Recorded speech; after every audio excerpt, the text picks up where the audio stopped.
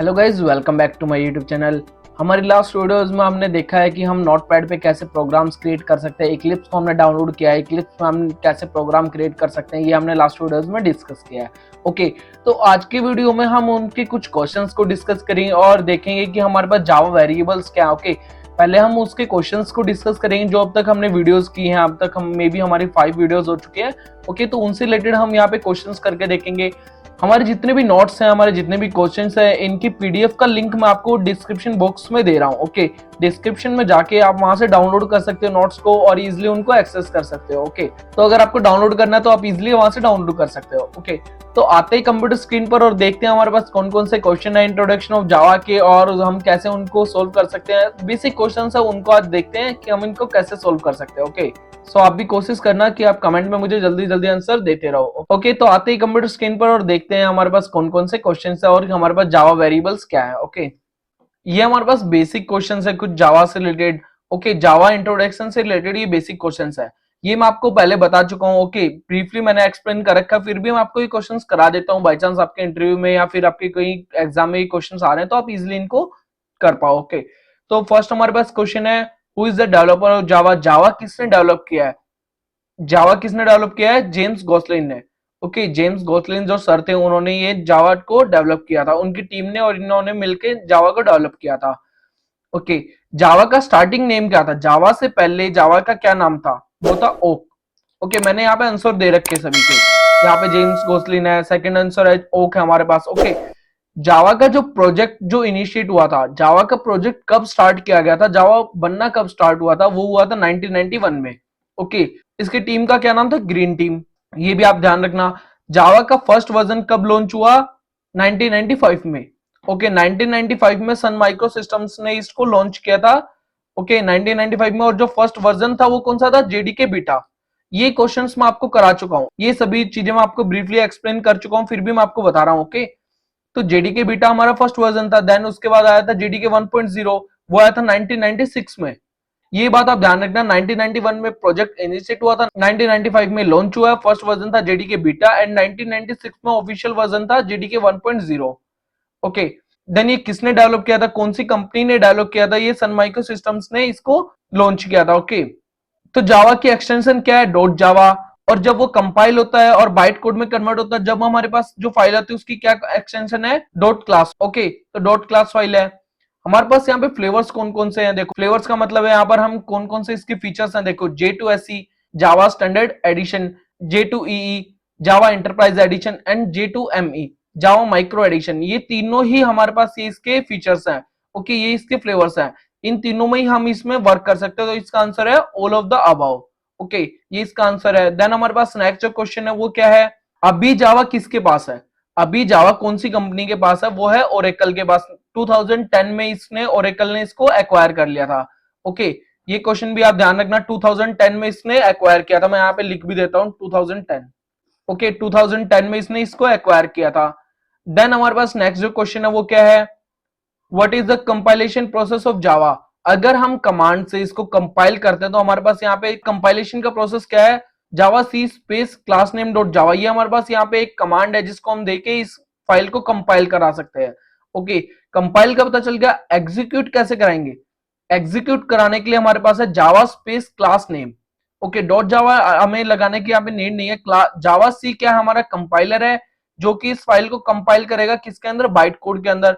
Okay, then ये जो जावा space class name है ये क्या करेगा? इसको एग्जीक्यूट कराएगा। ओके, नेक्स्ट क्वेश्चन क्या है हमारे पास?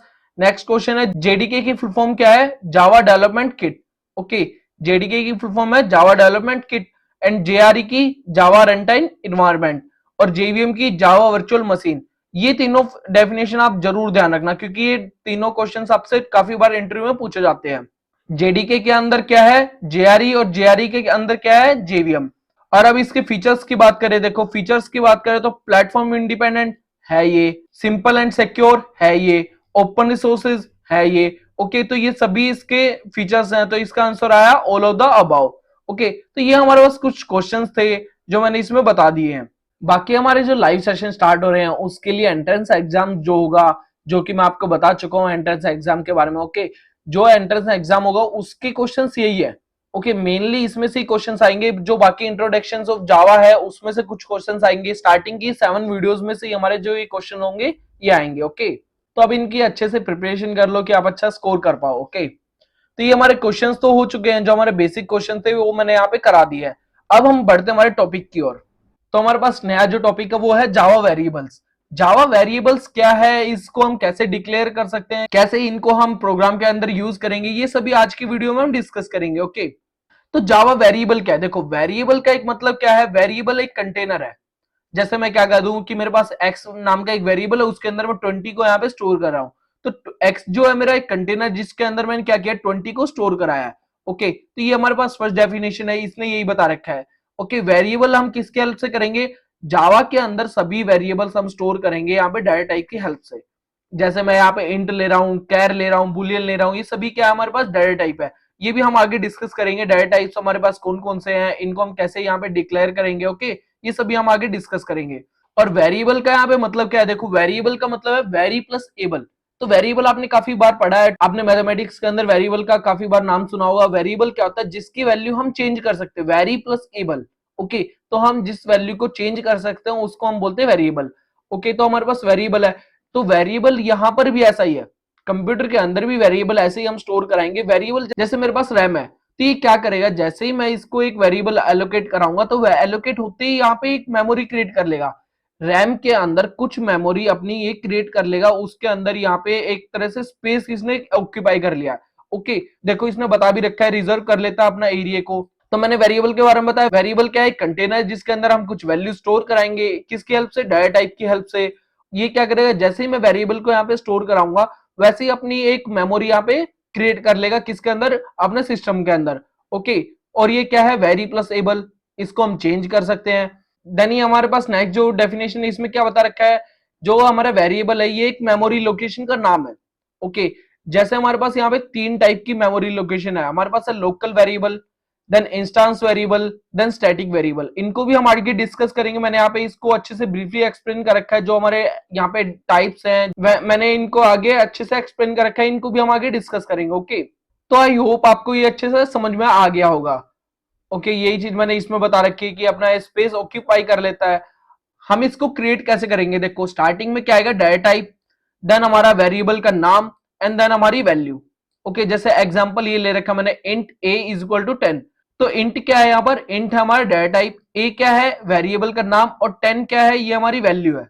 ओके इनको भी हम आगे बताएंगे, लिटरल्स क्या होता है, कीवर्ड्स क्या है, यहाँ पे डाटा टाइप क्या है, ये सभी हम आगे डिस्कस करेंगे। ओके अभी आप इतना ही समझ लो, अगर हम यहाँ पे कोई भी वेरिएबल क्रिएट करेंगे तो हम ऐसे इसको क्रिएट कर सकते हैं, स्टार्टिंग में डाटा टाइप, देन हमारा वेरिएबल का नाम, एंड देन हमारा जो वैल्यू होगी वो आएगी।